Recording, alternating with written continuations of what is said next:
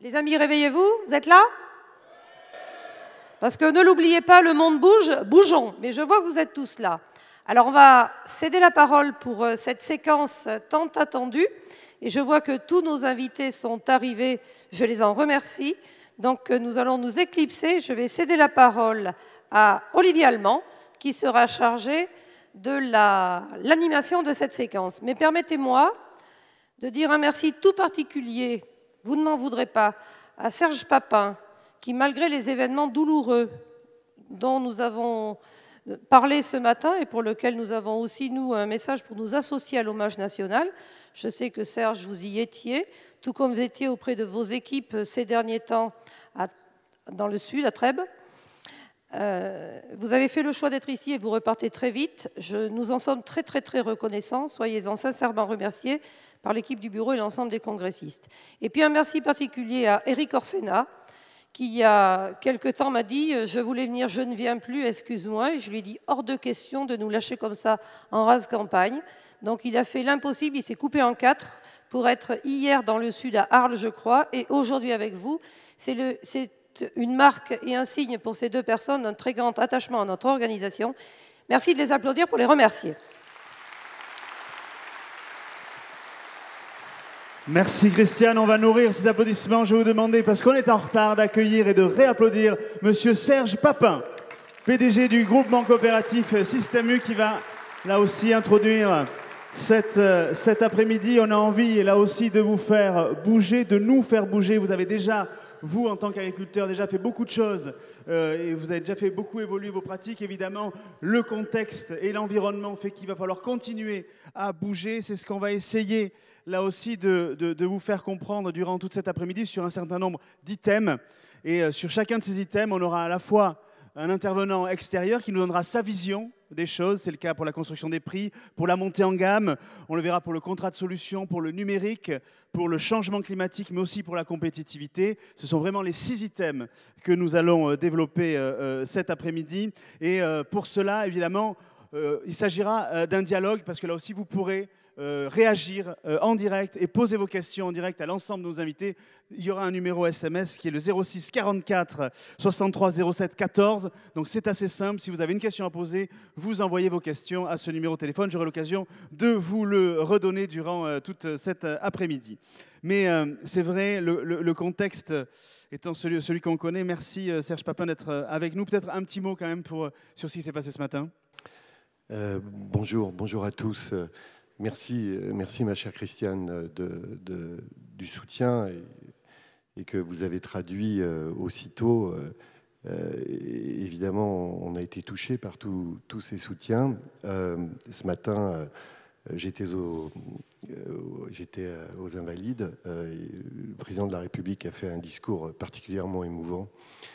Et j'étais aux côtés de la famille de ce boucher qui s'est fait assassiner devant ses collègues, froidement. Et évidemment, il a fallu soutenir avec son épouse, deux jeunes femmes aussi qui ont perdu leur père et une épouse qui a perdu un mari. Et voilà, c'est un moment vraiment à la fois de profonde tristesse, d'incompréhension, comment tout ça est possible. Et puis, il faut se soutenir, s'entraider, dialoguer. Et merci encore. Merci de vos mots, Christiane. Et de communion nationale. Alors pour revenir, on peut effectivement, là aussi, applaudir ce soutien de la nation dont nous faisons partie collectivement. On va rentrer dans le vif du sujet. Vous avez accepté, Serge Papin, d'introduire justement cet après-midi. Alors c'est vrai, je le disais, on est dans un contexte agroalimentaire et agricole qui est en pleine mutation, où on redéfinit un peu tout. On redéfinit justement le jeu des acteurs, hein, ça se redistribue, mais les exigences aussi du consommateur continuent à évoluer. Quelle est votre vision là-dessus ?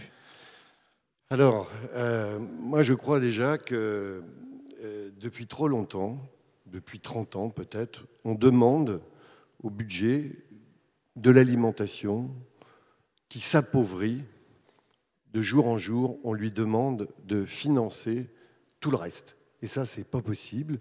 Il faut arrêter de faire en sorte que ce budget-là subventionne les autres. Et ça nous a mené à de la destruction de valeur, à des guerres sans fin, et évidemment avec des répercussions sur le revenu des agriculteurs, sur la qualité aussi, sans doute, hein, parfois, parce que pour justifier les prix, il faut aller vers une qualité moindre.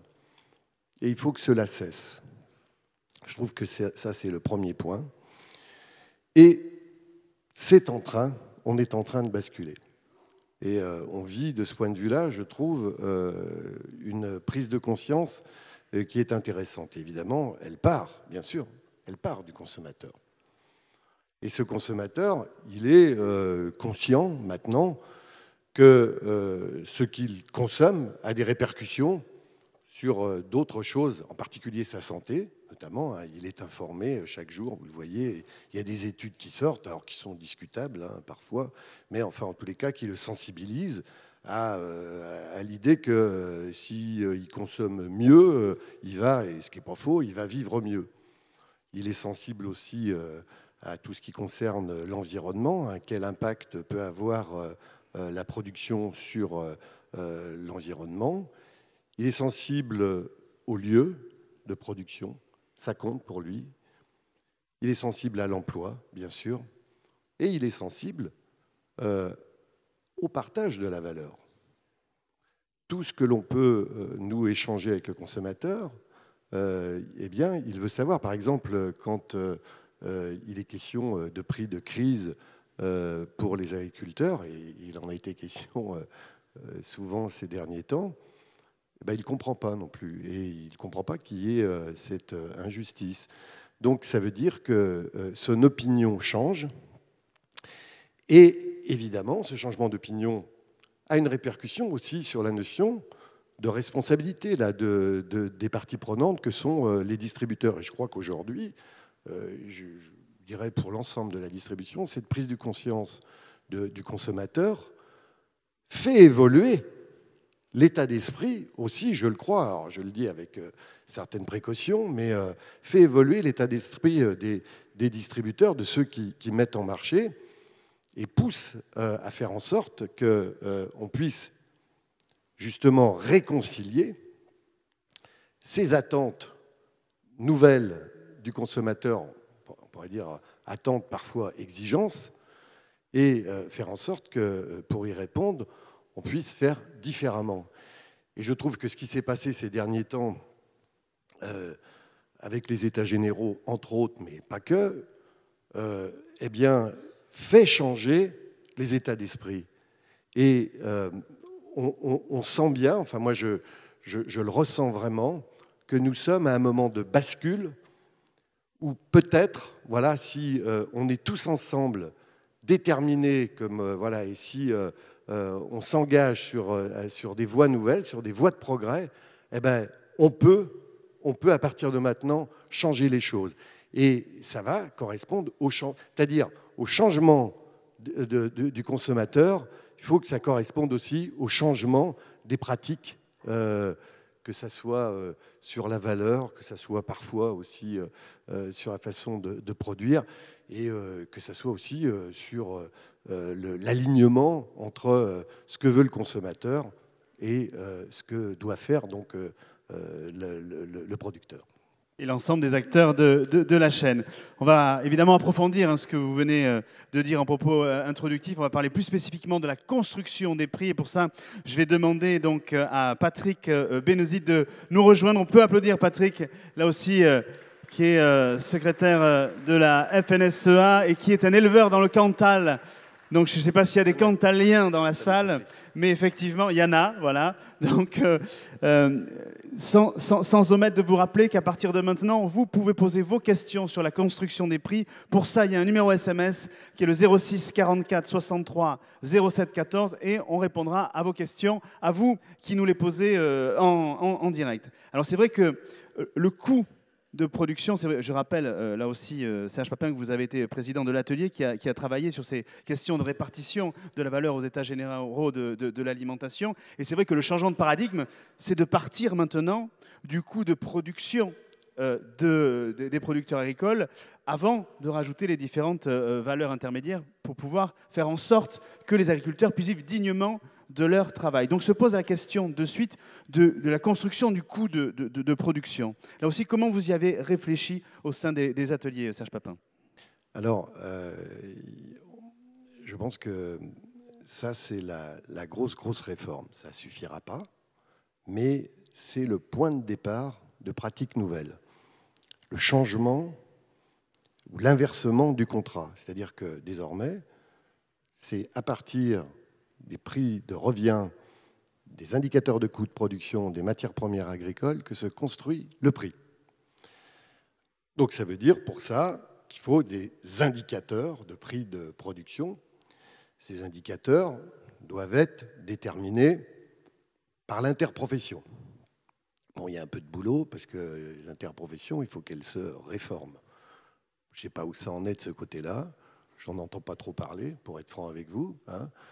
Mais il faudra que le législateur change la nature du fonctionnement des interprofessions. Il faudra bien sûr qu'il y ait un comité de suivi qui s'assoit, parce que une fois qu'on a fait ça, il y a que Francis Hamon est dans la salle, le médiateur. Donc il faudra qu'il y ait un pouvoir donné au médiateur, un pouvoir donné à l'Observatoire aussi des prix et des marges pour voir que tout ça fonctionne bien. Et en attendant, moi qui connais un peu depuis pas mal de temps ce qu'il faut, enfin je dis ça modestement, ce qu'il faudrait faire pour amorcer les choses, parce que ça va être compliqué quand même tout ça à mettre en place, des interprofessions, des prix de revient, entre guillemets, ou des indicateurs de coûts de production. Moi, je pense qu'on devrait, enfin, c'est une suggestion que je fais, qu'on devrait passer par des prix référents.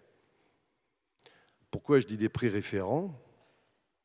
Parce qu'on ne peut pas utiliser des prix qui pourraient être assimilés à de l'entente.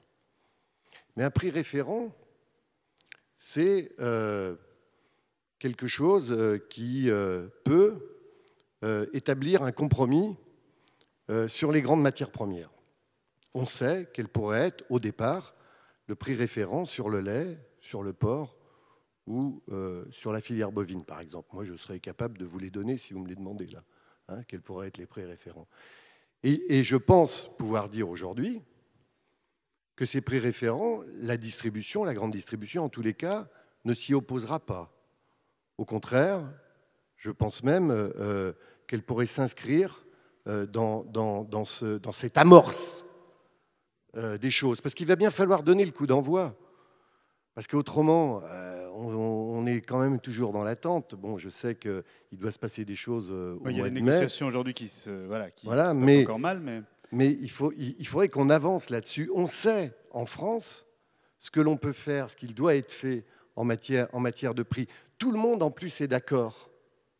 C'est ce que j'arrive pas, moi, parfois, à bien comprendre. C'est pourquoi on n'avance pas sur ces sujets-là. Donc, je pense que cette suggestion de prix référent pourrait aider à amorcer les choses en attendant que peut-être les interprofessions, parce qu'elles ont besoin d'être réformées d'abord. Alors moi, je ne sais pas où en est la réforme. Peut-être on a des informations de ce point de vue-là, parce que c'est ça qui va donner le coup d'envoi. On va demander à Patrick, mais je pense qu'effectivement, on n'est pas encore arrivé à ça. Donc vous, votre proposition, c'est de dire des prix références avant le temps, en tout cas, qu'il y ait une réforme des interprofessions. On avait parlé de l'Observatoire des prix et des marges également, ou de propositions de France Agrimaire. Patrick Bénézit, sur cette notion de construction du prix, ou le coût de production qui sert de base, mais comment on peut le définir alors qu'il y a des disparités territoriales et des disparités dans les filières? Déjà, dans un premier temps, peut-être dire que depuis 6 mois, 1 an, depuis les crises qui ont amené les agriculteurs à manifester très, très fortement, cette notion de coût de production, de faire en sorte que sur un plan politique, sur un plan social, les gens ne supportent plus que les agriculteurs ne puissent plus vivre de leur métier, a fait son chemin. Et de manière très majoritaire aujourd'hui, il y a une volonté politique de changer ces choses-là. C'est pour ça qu'il y a une loi qui est censée aussi donner des moyens juridiques, puisque même si tout le monde est d'accord, on voit bien que lorsqu'il y a des chartes de signer, elles ne sont pas respectées. Loin s'en faut, elles sont même combattues après les avoir signées par certains distributeurs. Donc les choses ne sont pas aussi idylliques que ça quand même. Donc il y a nécessité d'avoir une réglementation qui dise des choses, qui permettent d'encadrer ces choses-là, puisqu'on voit bien que naturellement, les choses ne fonctionnent pas si bien que ça. Et cette histoire du coût de production elle peut être encadrée très rapidement, puisqu'il y a un texte de loi qui est en préparation. Les interprofessions, bon, les unes ou les autres ont des histoires peut-être différentes, mais il n'y a pas forcément besoin de les réformer, peut-être certaines, mais en tout cas elles sont là, elles existent. Et les coûts de production, comme nous le souhaitons, peuvent être issus aujourd'hui de l'Observatoire des prix et des marges, de France Agrimaire. Nous avons des instituts publics avec des organismes publics, France Agrimaire, l'Observatoire des prix et des marges, des instituts qui permettent et qui sortent déjà des coûts de production qui sont déjà utilisés. Et donc, il y a du travail qui est déjà fait dans la plupart des filières. Bon, nous avons nous-mêmes demandé au niveau de la FNSEA, à l'Observatoire des prix et des marges, de fournir d'autres indicateurs, mais il y en a déjà beaucoup. On sait faire ça en France, on a énormément d'indicateurs, donc on peut commencer à travailler. On pourrait commencer à travailler dès maintenant. Les indicateurs sur le lait, sur la viande bovine, ils sont disponibles, sur le porc aussi. Donc après, bon, sur les produits élaborés, il y a peut-être des choses à faire. Nous avons demandé à ce qu'il y ait des indicateurs fournis également sur notamment ce qu'on va appeler, c'est après, c'est le groupe suivant, mais la montée en gamme. C'est-à-dire que, comme on dit ici, plus vert, c'est plus cher. C'est-à-dire qu'on a peut-être une production dite standard, qui a déjà des coûts de production, et par rapport à ça, si il est souhaité par les uns ou les autres de faire soit du bio, soit du avec ci, soit du sans ça, etc., ça doit pouvoir se calculer. Mais en tout cas pour nous, ce qui est très très important, c'est que ce coût de production ne puisse pas être discuté.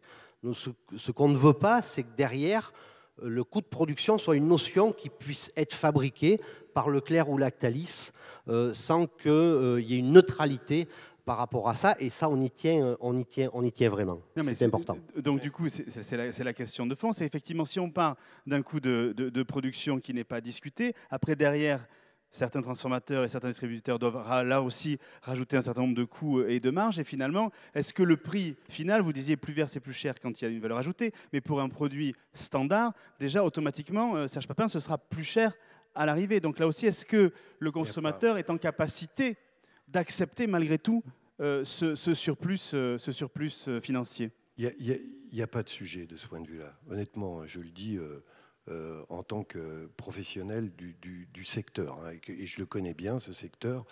Si aujourd'hui, on mettait des prix dans le lait qui soient aux alentours de 30, on va dire à un prix, pour ne pas descendre sur des prix abusivement bas, donc pas descendre en dessous de 35 ou 37 centimes dans le lait, 1,50 € sur le porc et 4,50 € sur le cœur de gamme en viande, il n'y a pas de sujet de prix de vente au consommateur. À partir, moi c'est ce que j'appelle ça des prix référents. Et on sait que sur la partie mise en marché après, ça jouera très très peu. J'en avais parlé, le calcul acheter la viande 4,50 € aujourd'hui en carcasse, enfin en prix de base. Alors après, avec des costes plus ou des costes moins, suivant la nourriture de l'animal, suivant enfin, certains critères, mais mettons en référence, 4,50 €, ça joue sur 4 centimes d'euros sur la portion de 150 grammes. Ça joue pas. Ça ne jouera pas. Mais moi, il y a un truc quand même que je ne comprends pas aujourd'hui, par exemple, sur le lait, c'est que d'un côté, nous, quand on a fait les négociations, mes chers amis, une majorité, pas tout le monde, mais une majorité d'industriels se sont engagés au moment de la signature des accords sur 35 à 37 centimes. Pas tous, hein, mais j'ai la liste de ceux qui se sont engagés. On l'a d'ailleurs communiqué au pouvoir public. Par contre, donc ça veut dire qu'il y a complètement capacité à le faire.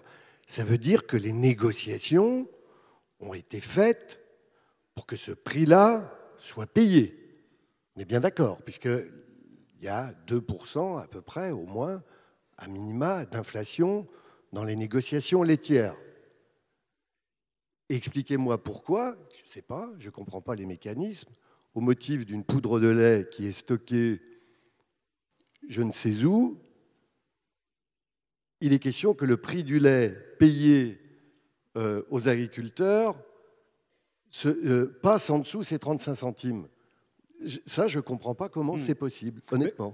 D'où la proposition de Patrick qui disait que de toute façon, il faut aussi un médiateur à un moment donné, opposable sur lequel on puisse, et que ce soit inscrit dans la loi. Alors aujourd'hui, est-ce que c'est inscrit dans la loi, cette histoire de cadre juridique et de recours juridique qui permet justement de remettre en tout cas les acteurs dans le droit chemin s'ils n'y sont pas? Donc aujourd'hui, tel que la loi est présentée, il y a une médiation et il n'y a rien derrière la médiation. Donc, ils ne peuvent pas être sanctionnés. Nous, ce que l'on demande, c'est que le législateur prévoit que derrière la médiation, il y ait un arbitrage qui puisse se passer, un arbitrage, on dira, rapide. Alors, je ne sais pas la forme. Il peut y avoir une juridiction spéciale qui peut être créée ou bien la saisie directement par le médiateur du tribunal compétent à en référer. Pour nous, c'est des choses qui doivent être très, très rapides parce qu'on ne peut pas faire du commerce dans les tribunaux. Ça, ce n'est pas possible. Par contre, il faut faire valoir les orientations politiques en termes de commerce, les nouvelles orientations politiques qui ont été prises. Et ça, pour que ce soit de droit, malheureusement, on est obligé de contraindre à un moment, de sanctionner, de contrôler, et que tout ça se fasse de manière assez rapide pour ne pas faire en sorte qu'on soit dans du commerce toujours réglementé. Mais en tout cas, on a besoin de ça aujourd'hui. On est quand même au bout. On voit aujourd'hui que le poids des différentes parties dans la négociation est tellement différent qu'on ne peut pas se passer de ce cadre réglementaire. Sur le besoin de cette juridiction compétente, Serge Papin ? Oui, mais je dis que s'il y a des coûts de production, il faudra quand même tenir compte, parce que c'est pour le lait, j'en reviens toujours à mon exemple, si dans les coûts de production on moyennise par rapport notamment à la poudre de lait, on a tout faux. Moi, c'est quand même dingue qu'il y ait les engagements aujourd'hui de tous les acteurs sur un prix à 35 centimes, et que on marche sur la tête au motif de cette toujours au motif de ce stock là de je ne sais combien de 350 000 tonnes de poudre de lait qui tire les prix vers le bas. C'est complètement anormal qu'on se serve de cet argument. Il faut tourner la page de ça, puisque là aujourd'hui on a accord, c'est quand même pas rien, on a l'accord de quasi tout le monde pour payer au moins 35 centimes. Je ne parle pas d'entente au niveau de l'Europe ou je ne sais où, c'est des accords, c'est des engagements dans les négociations. Alors pourquoi ça, c'est pas possible ? Et si dans les indicateurs de coûts de production, donc il faut quand même en tenir compte, parce que si dans les indicateurs de coûts de production, on moyennise par rapport au prix de la poudre de lait, il n'en sortira rien de bon. Moi, je dis, je ne suis pas assez un technicien de la chose, peut-être certains pourront l'expliquer, mais il faut sortir aussi de ça. C'est-à-dire qu'il y a un moment, il faut dire, bon, le marché du lait, c'est celui-là, la poudre de lait, c'est autre chose, c'est pas le même marché. Donc il faut que dans les indicateurs de coûts de production, on soit aussi capable de distinguer les choses. Parce qu'autrement, les moyennes de coûts de production qui vont d'une poudre de lait qui vaut 20 centimes à 40 centimes et qui font que la moyenne serait aux alentours de 30, ça va satisfaire personne. Donc c'est pour ça que moi je suis aussi attentif à ce qui va se passer dans les textes de loi, parce qu'autrement on ne changera rien. Alors ce serait quand même dramatique qu'il y ait un engagement de tous les acteurs, qu'on sorte des états généraux de l'alimentation avec une prise de conscience quand même.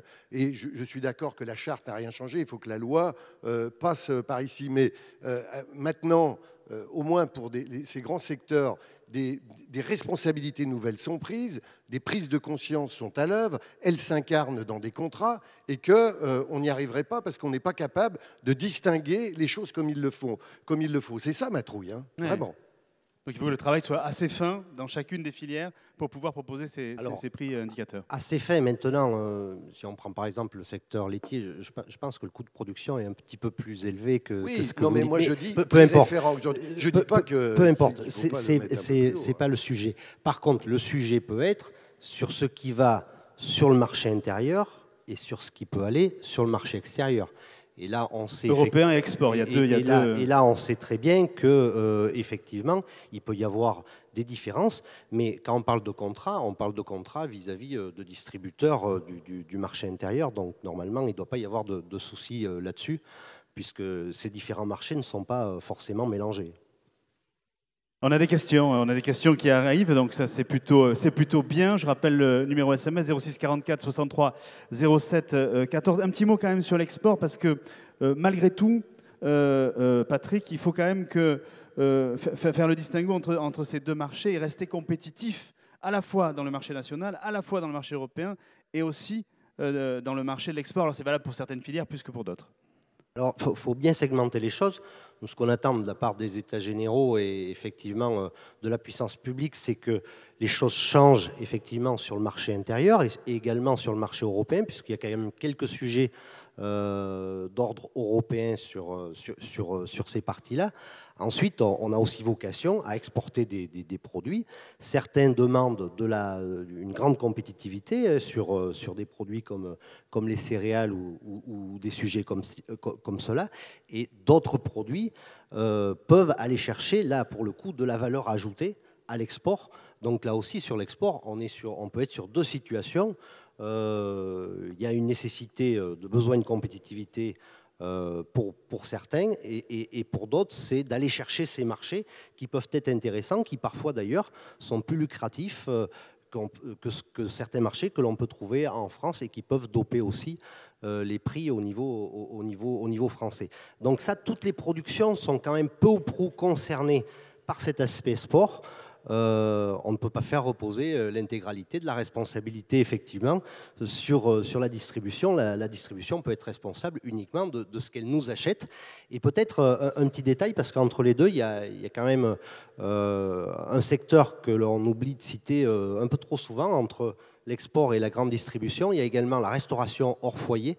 Et là, sur ce sujet-là, la réglementation et la loi doit également aller de l'avant pour faire en sorte que ce mode de distribution respecte lui aussi les coûts de production et ses achats, que ces achats soient priorisés également au niveau français, puisque c'est là où on peut retrouver l'importation, notamment l'importation de produits qui ne seraient pas autorisés de produire en France, en tout cas dans les conditions où ils sont faits et d'où ils viennent. Allez, on va prendre les questions, celles que vous nous posez en direct. Beaucoup sont évidemment pour Serge Papin. Alors bon, il y en a un certain nombre qui défilent. J'ai vu notamment celle des négos pluriannuels. Oui, et des contrats pluriannuels. Qui m'intéressent beaucoup. Moi, j'avais suggéré, évidemment... on va peut-être juste repréciser que on vous demande pourquoi, justement, vous ne pouvez pas étendre les contrats pluriannuels en dehors de vos marques distributeurs. Oui. Il faut sortir. Moi, je vais vous dire, mes chers amis, il faut sortir des négociations annuelles. C'est intenable, ce rapport de force annuel, ce round de négo qui incarne la loi du plus fort. Il faut qu'on passe à des accords pluriannuels. Le président de la République, dans son discours du 11 octobre à Rungis, l'a évoqué. Je regrette au passage que dans les... Je pense que c'était oublié dans le projet de texte de loi. Moi, je l'ai dit à Jean-Baptiste Moreau, qui était le rapporteur et qui est même producteur. Il doit relancer peut-être ça, puisque ça sera la seule façon d'aller vers une réconciliation des choses. C'est-à-dire qu'on envisage plus sereinement des accords donc, de filière pluriannuels. On peut s'engager sur 3, 4, 5 ans. Ça permet d'avoir une sérénité, chacun étant rassuré de son avenir. Hein. C'est ce que disait tout à l'heure, on a confiance dans l'avenir. On a confiance dans l'avenir que si on est capable d'incarner des contrats à long terme. Donc ça me paraît très très important. Il faut sortir, il faudrait avoir le courage de sortir de ces négos annuels. Oui, ça serait une vraie belle réforme. Il y a une autre question qui est revenue souvent parce que beaucoup des producteurs qui sont dans la salle sont marqués par les négociations qui se passent mal actuellement. Évidemment, on n'est pas encore sous le joug des ordonnances du projet de loi dont on nous annonce normalement la signature fin juin. Et effectivement, donc, du coup, c'est assez traumatisant. Et donc, du coup, vous parliez de se projeter dans l'avenir. Si on part de prix négociés actuellement qui sont extrêmement bas, ça va être très compliqué de pouvoir redéfinir les choses. C'est pour ça qu'il faut que la loi passe. Tant que la loi passera pas, c'est la LME qui s'impose. Les négociations de cette année se sont tenues sous l'égide de la loi de modernisation de l'économie. Je rappelle, cette loi, elle a été faite pour faire baisser les prix. Mission accomplie, elle a fait baisser les prix d'environ 1,2 milliard depuis 10 ans. C'est quand même pas rien, 10 milliards. Donc il faut que cette loi change. Tant qu'elle est là, eh bien, elle s'impose. Cette année, ce que je peux vous dire quand même, c'est, je vous l'ai dit tout à l'heure, les négociations avec le secteur laitier a été en inflation. Et je crois pouvoir le dire pour l'ensemble de la distribution. Autre question qui revient souvent, celle du seuil de revente à perte, ça a été aussi beaucoup médiatisé. Donc comment encadrer justement le système de promotion? Je sais que Patrick, là aussi, vous avez des propositions à faire qui ne sont pas forcément dans le projet de loi. Alors, bon, les choses sont dans le projet de loi. Ça, c'est la partie qui vise à créer de la valeur et à empêcher la destruction du prix. Alors, il s'est beaucoup parlé du seuil de revente à perte, puisqu'il a été instrumentalisé par un distributeur qui a essayé de faire peur à toute la France pour expliquer que ça allait mettre une inflation terrible au niveau de beaucoup de prix, comme si tous les produits n'avaient été vendus sans marge. Au passage, on sait tous par l'Observatoire d'ailleurs que beaucoup de produits sont vendus heureusement avec beaucoup de marge. Donc sur le sujet du seuil de revente à perte, les choses ne nous inquiètent pas puisque l'ordonnance qui est prévue prévoit de le relever de 10%. Par contre, effectivement, dans la déflagration de la valeur que nous avons connue et dont nous sommes toujours en tant que producteurs les victimes, il y a également les promotions.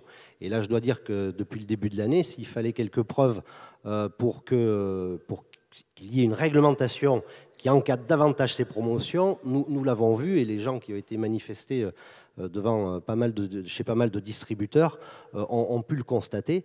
Ça a été le bal des promotions. Et là, vraiment, il y a une perte de valeur. Et là, il est nécessaire à ce que le projet de loi encadre l'ensemble des produits en matière de promotion, y compris les marques distributeurs.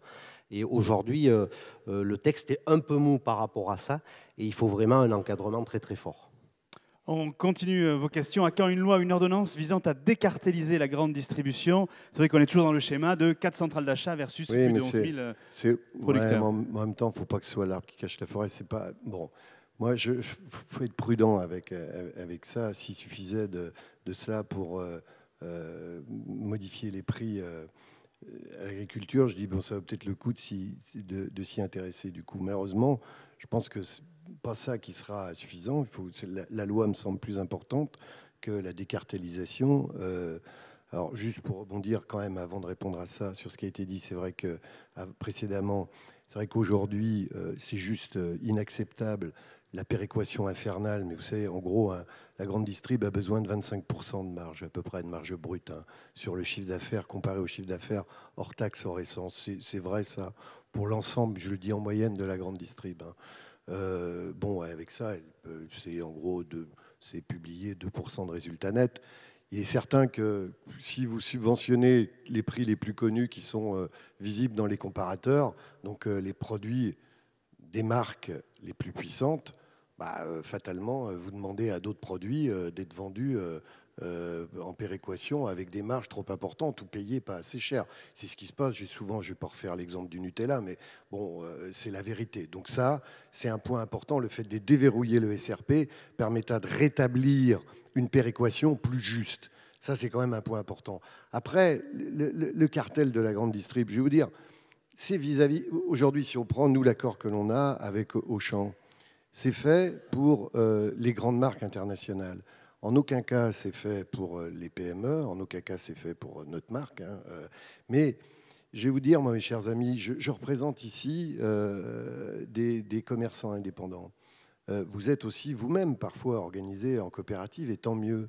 parce que ça vous donne de la force. Système U, sa pérennité est en jeu s'il ne se rapproche pas de quelqu'un avec lui, parce qu'on a constaté qu'on avait des écarts avec les grandes marques, avec les grands groupes. Je fais référence à Unilever, à Nestlé, à Coca-Cola, autres, qui étaient discriminants pour nous. On négocie pas les produits agricoles non transformés, c'est pas ça dont il s'agit. Mais si on n'avait pas nous-mêmes des capacités à être compétitifs, c'est simple, on meurt. Déjà, c'est pas facile. Les grands groupes capitalistes viennent chasser sur nos terres, débaucher nos magasins, les racheter. On en a perdu beaucoup. C'est aussi le fait de nous rapprocher. Il faut que vous compreniez que c'est aussi un instrument de notre pérennité. Pour autant, ça ne s'oppose pas à avoir toute la détermination pour faire en sorte que le partage de la valeur soit correct. On peut avoir les deux fers au feu, se dire que on va négocier sur le Nutella au même titre que Leclerc ou autre, parce qu'autrement, on ne pourra pas. On pèse que 10% de part de marché dans ce pays. Il y en a beaucoup d'autres qui pèsent beaucoup plus que nous. Hein. Et on est les 5e ou 6e. Hein. Et donc, si on ne s'associe pas pour certains, on meurt. C'est aussi simple que ça. Voilà. Alors après, ça n'empêche pas d'avoir, comme je le fais, le sens des responsabilités et de l'éthique et de faire en sorte que tout le monde puisse vivre de son métier. Autre question qui rappelle les prix référents dont vous parliez, parce qu'il y avait une question, effectivement, c'est un peu celle que j'ai posée à Patrick tout à l'heure, qui est de dire finalement comment on peut différencier le lait qui a été fait dans un territoire comme la Bretagne ou le lait qui a été fait dans les zones de haute montagne, parce que si on a un prix référent qui est le même, finalement, comment on va pouvoir valoriser Un prix référent, il ne s'oppose pas là aussi à mettre des costes plus ou des costes moins en fonction... je sais pas, s'il y a une nourriture des animaux bleu blanc cœur, par exemple, ça vaut quelque chose. S'il y a du lin, de la luzerne, ça vaut quelque chose. Si c'est du lait où les vaches paissent en prairie, ou si c'est du lait, j'en sais rien, moi, de montagne, par exemple, ça vaut plus. Et après, il y a peut-être des éléments qui peuvent valoir moins, mais en tous les cas, ça constitue une base. On en parlera avec la montée en gamme, notre séquence d'après. Patrick, en conclusion. Deux choses quand même sur la question d'avant par rapport aux centrales d'achat. Nous, on se demande quand même toujours, et c'est pour ça qu'on est quand même en train de poser des questions, pourquoi l'autorité de la concurrence nous a empêchés, condamnés lorsque nous sommes regroupés dans des cadres qui n'étaient pas jugés très légaux pour définir nos prix, et comment on a laissé faire la constitution de 4 centrales d'achat. Enfin, il y a quand même eu 2 poids, 2 mesures à un moment donné. Il faudra qu'on nous explique. En tout cas, il faut que le projet de loi fasse en sorte que tout ça s'arrête. Parce que si les règles sont les mêmes pour tout le monde, ça ira quand même mieux aussi pour tout le monde. Après, par rapport au coût de production, je crois que le coût de production standard, et c'est bien là où il est le même partout. Il faut qu'on considère qu'il est le même partout. Sinon, on aura effectivement des difficultés et certains vont aller chercher des coûts de production qui seront plus bas par rapport à d'autres, etc. On est en France, il y a d'autres politiques qui permettent de rééquilibrer certaines choses. Donc le coût de production standard, il est le même partout. Ensuite, par rapport à ce qui va être demandé aux producteurs, comme vous le disiez. Et c'est là où il faut qu'on soit très prudent, puisqu'aujourd'hui, les demandes, alors soit pour du lait de montagne, soit pour du lait fait à l'herbe, soit pour du lait fait sans scie ou avec ça, voilà, il y a des coûts de production qui peuvent varier en fonction de la demande qui va être celle du consommateur, du distributeur ou autre. Et c'est là où il faut pas qu'on se retrouve, c'est pour ça qu'on a un slogan ici qui dit plus vert c'est plus cher, il faut que ce soit retraduit dans les aspects contractuels de manière à ce qu'on ne se retrouve pas à ce que la montée en gamme revienne au prix du standard comme on a fait jusqu'ici, parce que notre standard aujourd'hui, si on le compare à certains pays du monde, ben c'est l'équivalent du bio dans pas mal de pays du monde. Le mot de la fin, Serge Papin. Écoutez, moi je crois qu'il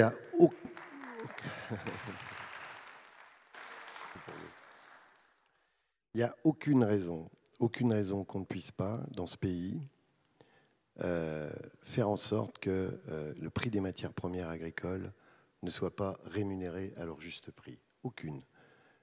On ne peut pas à chaque fois invoquer les produits en dehors de France pour ne pas faire. On ne peut pas invoquer, comment dirais-je, des différences entre l'offre et la demande, etc., pour des choses aussi simples qu'avoir un prix du lait qui ne descende pas en dessous les 35-37 centimes, un prix du porc, je prends ces trois, symboliquement, je prends ces trois matières premières, qui ne descendent pas en dessous d'1,50 €, et comme on l'a fait, comme on s'y est engagé, avoir la viande bovine qui ne descende pas en dessous 4,50 €. On le peut. Il suffit qu'on soit tous ensemble déterminés. Vous avez aussi, vous, des outils, des coopératives pour le faire, pour exiger des choses de ce point de vue-là. Il n'y a pas de problème de marché. C'est faux. On a un problème de régulation peut-être, mais on sait ce dont ce pays a besoin en matière de quantité. Donc on peut, en effet, amener un peu de régulation s'il le faut. Donc rien ne s'oppose à ça. Si on est, et c'est tous ensemble, déterminés sur cette ambition-là, on peut y arriver.